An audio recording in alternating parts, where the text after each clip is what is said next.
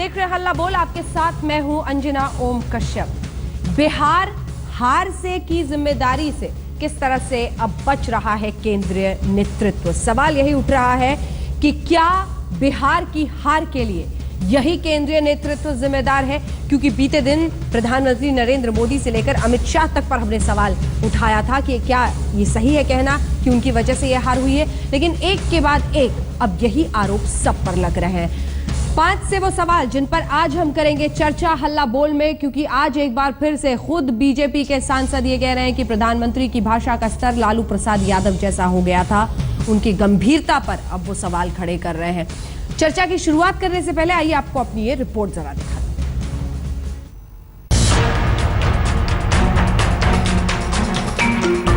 बड़ी जीत की उम्मीद लगाए बैठी बीजेपी के चेहरे पर करारी हार का तमाचा ऐसा पड़ा है कि तिलमिलाहट दूर ही नहीं हो रही। हर कोने से एक आवाज उठ रही है जो इस हार का अपने तरीके से आकलन कर रही है। अब बेगूसराय से बीजेपी के खांटी नेता और सांसद भोला सिंह ने सीधे प्रधानमंत्री पर निशाना साधा है। ये भाजपा की हार नहीं है, उसने आत्महत्या कर ली। प्रधानमंत्री से लेकर नीचे तक जितने लोग थे वे मर्यादा विहीन होकर हिंदुस्तान की राजनीति के क्षितिज पर छाए रहे। भोला सिंह ने बिहार में बीजेपी की हार को आत्महत्या करार दिया है। उनका कहना है कि विकास की बात करने वाली बीजेपी पाकिस्तान और गाय गाय करने लगी, इसलिए अब आहें भर रही है। रोजी रोटी और अच्छी जिंदगी देने के बदले लोगों ने गाय और पाकिस्तान को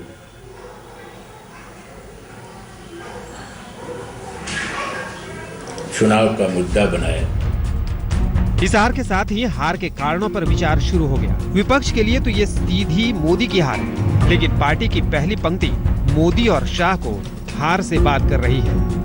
चुनाव एक बयान के ऊपर तय होता है, ऐसा नहीं होता। चुनाव की अपनी एक गणित अलग होता है। हार पर एनडीए के सहयोगी भी मोदी पर व्यंग्यबाण चला चुके हैं। जब जीता है तो नायक होता है, तो हारने की जिम्मेदारी भी पार्टी की तरफ से नेता की होती है, क्योंकि नेता के नाम पर चुनाव लड़ते हम लोग। सोनिया गांधी की हार होती है, कभी राहुल गांधी की हार होती है, लालू यादव की हार होती है। अगर जेडीयू हार जाती तो नीतीश कुमार की हार होती। बहरहाल हार की जो वजहें सतह पर आ रही हैं, उनमें पहली है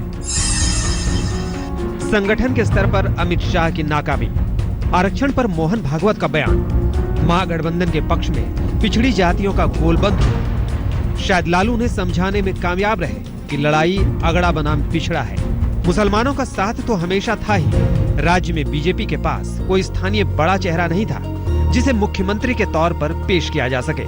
चुनाव प्रचार में मुद्दा विकास से भटककर आरक्षण और गोहत्या पर चला गया।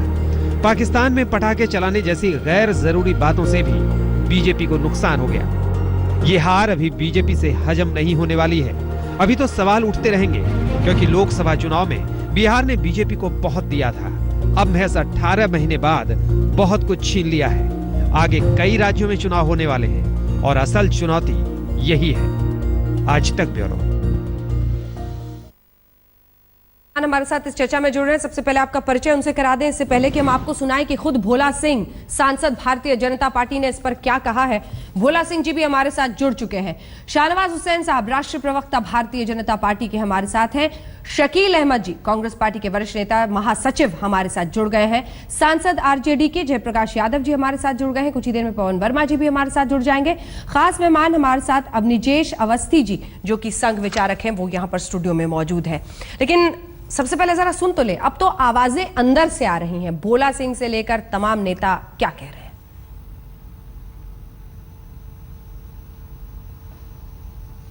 सेनापति अपनी सेना को एक साथ लेके संघर्ष के मैदान में उतरने में विफल रहा। सेनापति से मतलब बीजेपी के राष्ट्रीय अध्यक्ष से नहीं? सेनापति तो राष्ट्रीय अध्यक्ष यही है। जो नरेंद्र मोदी बिहार में, जिस बिहार ने नरेंद्र मोदी को देखा, वो हिंदुस्तान का प्रधानमंत्री नहीं दिखाई पड़ रहा था। वो बिहार में लालू प्रसाद के स्तर का व्यक्ति दिखाई पड़ रहा था। इसके लिए तो मैं मानता हूं कि जो केंद्रीय नेतृत्व है वो जिम्मेवार है, जो लोग टिकट बंटवारे में थे वे लोग जिम्मेवार हैं। और जैसे कि हमने कहा पहले, इसकी समीक्षा होनी चाहिए कि हार क्यों हुई। हार के लिए हम सब जिम्मेदार हैं। हम, ये तो पुरानी कहावत है, ताली कप्तान को तो गाली भी कप्तान को। अगर ताली मिलेगी कप्तान को तो क्रिटिसिज्म कौन लेगा? क्रिटिसिज्म भी तो कप्तान को लेना पड़ेगा। सभी खास मेहमान हमारे साथ बने हुए हैं जिनसे अब हम चर्चा की शुरुआत करते हैं। सबसे पहले भोला सिंह जी, जरा आपके पास आ जाएं। सीधे सीधे शब्दों में बताइए, क्या आप ये कह रहे हैं कि प्रधानमंत्री नरेंद्र मोदी, अमित शाह, बीजेपी अध्यक्ष जिम्मेदार है इस हार के लिए?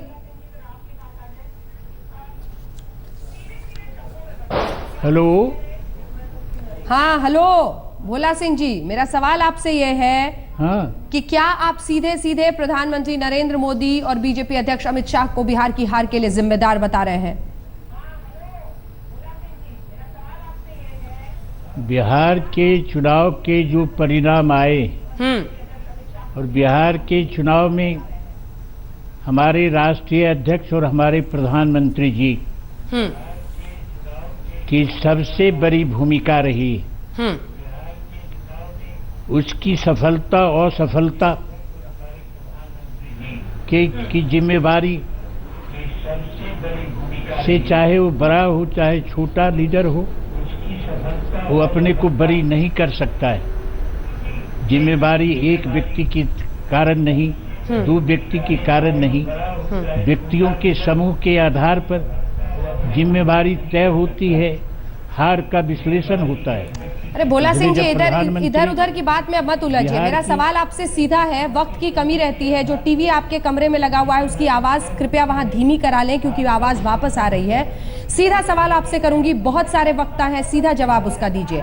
आपने प्रधानमंत्री की भाषा की तुलना लालू प्रसाद यादव के भाषा की से तुलना कर दी है। आपको लगता है दोनों के भाषा का स्तर एक था? कहा न, मैंने कहा न आपको कि हमारा प्रधानमंत्री या हमारे देश का प्रधानमंत्री राष्ट्रीय संस्कृति की आत्मा है, पहचान है, आईना है। लेकिन बिहार में जिस प्रधानमंत्री को बिहार ने अपनी साधना और कुर्बानी से बनाया, वह प्रधानमंत्री अपनी भाषा और शैली में प्रधानमंत्री की आकृति नहीं पेश कर रहे थे। उनकी भाषा और शैली एक स्थानीय नेतृत्व की तरफ उनकी भाषा और शैली थी। प्रधानमंत्री बिहार खोज रहा था जिसे उनको बनाया था, लेकिन इस चुनाव में वो छवि, वो आकृति, वो शैली नहीं दिखाई पड़ी। शाहनवाज हुसैन जी, बात कीजिए भोला सिंह जी से। लेकिन इस चुनाव में वो छवि, वो आकृति नहीं, मुझे तो नहीं पता था कि भोला बाबू आने वाले हैं इस डिबेट में, और भोला बाबू का बयान मैंने ज़रूर सुना है। ये सही है कि जब हम लोग बिहार के चुनाव में गए थे तो स्टेट के सारे नेता सामूहिकता से लड़े थे, और ये सही है कि जब हम चुनाव लड़ते हैं तो प्रदेश का सारा नेतृत्व, जिला का वर्कर और प्रखंड का वर्कर इकट्ठे होके लड़ता है। और टिकट वितरण के बाद सब लोग काम करते हैं। और लड़ाई हमारी स्थानीय स्तर पर लड़ रहे थे। प्रधानमंत्री जी या राष्ट्रीय अध्यक्ष जी हम सबके सहयोग के लिए बिहार आए थे, हम सबके निमंत्रण पर बिहार आए थे, और हम लोगों ने पूरी मजबूती से चुनाव लड़ा। लोकसभा के चुनाव में भी दो तरह का चुनाव हुआ था। एक 32 जगह जहां लोकसभा का वोट हुआ उसमें 31 बीजेपी जीती थी, और थर्ड फेज में जिसमें भोला बाबू भी थे 32 में 31 जीतने वालों में, और 8 सीटें थी जो कोसी, सीमांचल और भागलपुर कमिश्नरी की, वो 8 की 8 हम हार गए थे। नहीं शाहनवाज जी, उस वक्त शाहनवाज जी वो प्रधानमंत्री की शैली पर सवाल खड़े कर रहे हैं। कह दूंगा अंजना जी, तो डिबेट यहीं से शुरू हो जाएगी। ठीक है, मैं वही कह रहा हूँ, उनकी शैली पे ही आ रहा हूँ। उस वक्त किशनगंज में कांग्रेस, कटिहार में एनसीपी, पूर्णिया में जेडीयू अररिया में आरजेडी। हाँ। ये 4 तरह का रिजल्ट अलग अलग लड़ने वालों को भी उस इलाके के लोगों ने दिया था। इस बार बिहार में हुआ है कि लोकसभा के चुनाव की तरह बिखराव नहीं हुआ हमारे विरोधी प्रतिद्वंदी के बीच में, बल्कि इकट्ठा होकर वोट दिया है। हमने जो लोकसभा में 38% वोट पाया था वही वोट हमको मिला है। उनका गठजोड़ बड़ा हुआ है, इसलिए वो जीत गए। ठीक है भोला जी, वो समझा रहे हैं। अनेक कारण होते हैं, सर वक्त की कमी है, बहुत सारे मेहमान हैं जी, आपकी बात में समझ गए। प्रधानमंत्री जी ने या राष्ट्रीय अध्यक्ष जी ने अपनी पूरे प्रयास किया कि समाज को जोड़े। प्रधानमंत्री जी ने फॉरबिसगंज की रैली में कहा कि हम हिंदू मुसलमानों से कहेंगे कि आपस में न लड़ें बल्कि गरीबी से लड़ें। इस तरह का विषय उठाने का काम उन्होंने किया। भोला जी, ठीक है कि जब भाषण बड़ा होता है, कई लोगों को भाषण पसंद आता है। जो भाषण मुझे पसंद आएगा वो शकील साहब को या पवन वर्मा जी को पसंद नहीं आएगा। नहीं, भोला सिंह जी को पसंद नहीं आ रहा ना, ये दिक्कत है। लेकिन शकील जी को और पवन वर्मा जी को, जयप्रकाश जी को तो बाय डिफॉल्ट पसंद नहीं आएगा। भोला जी वो कह रहे हैं कि प्रधानमंत्री का भाषण बहुत अच्छा था। वहाँ बेगूसराय की रैली में बेगूसराय की रैली में भोला थे, प्रधानमंत्री जी के बगल में थे। उस रैली में बहुत मेहनत भोला ने किया था। बोलिए भोला जी। हेलो। हाँ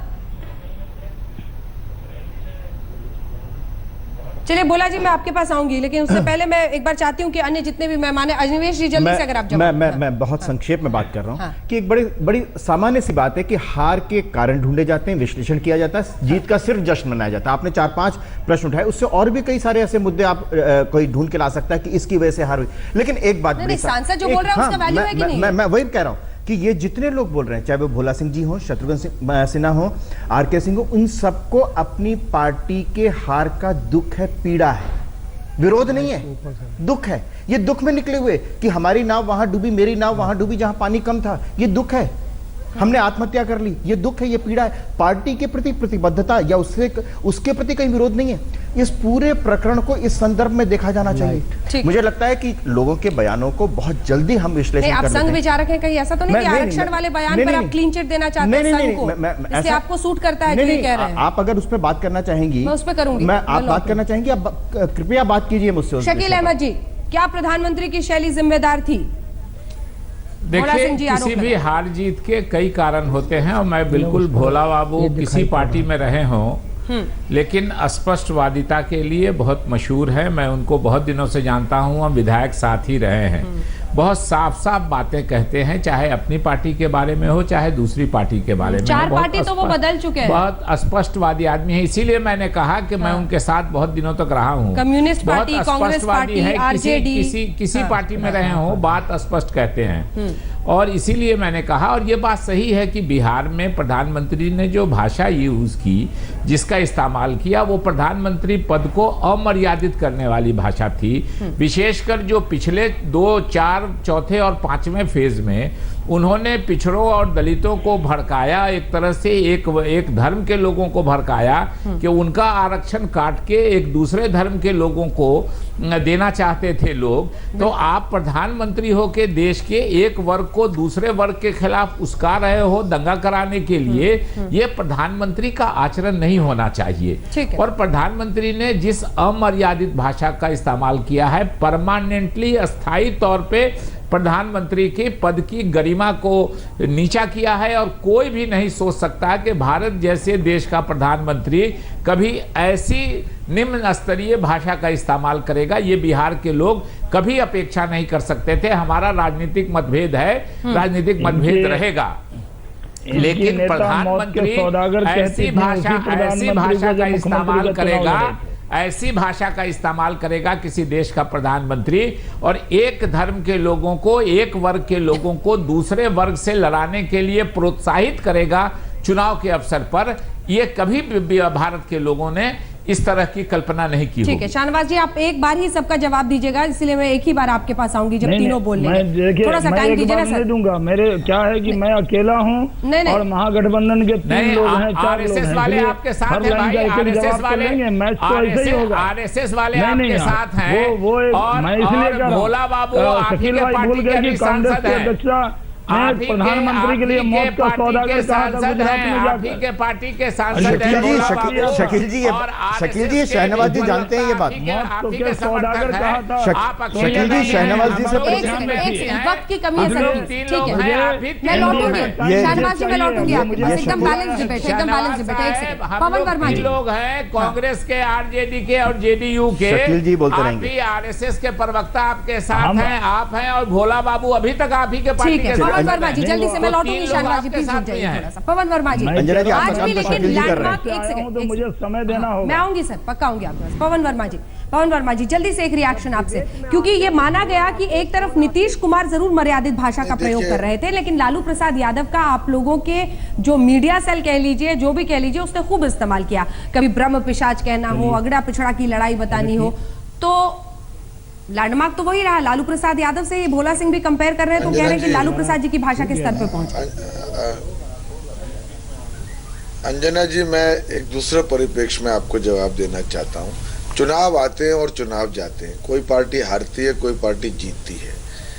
यहाँ अगर बीजेपी की इस तरह से हार हुई है तो एक विश्लेषण होना, मैं उनका अंदरूनी मामला है, पर एक विश्लेषण होना मैं समझता हूँ वाजिब काम है। और उसमें उनके अगर सांसद कोई बातें उठा रहे हैं तो अब बीजेपी के नेतृत्व के पास दो विकल्प है, या तो उन्हें नकार दें, बोले सब ठीक है, कुछ गलत नहीं हुआ, प्रधानमंत्री ने कोई गलती नहीं की, जिन्होंने उनकी स्क्रिप्ट लिखी उन्होंने कोई गलती नहीं की, जो विषय उठाए, मुद्दे उठाए वो भी सही थे, विकास ही बोलते रहे। एक तरीका तो ये है, और दूसरा ये है कि एक सकारात्मक संग से जो बात कोई कह रहा है उसको सुने और विश्लेषण करें। ये हर पार्टी के अंदर ये प्रक्रिया जारी होनी चाहिए।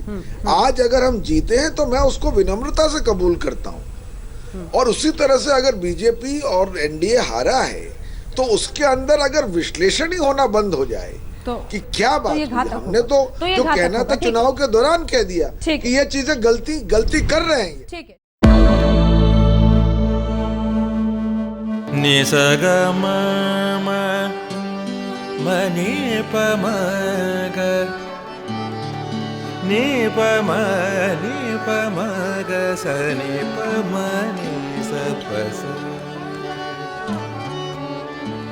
जहाँ तक याद आती रहेगी।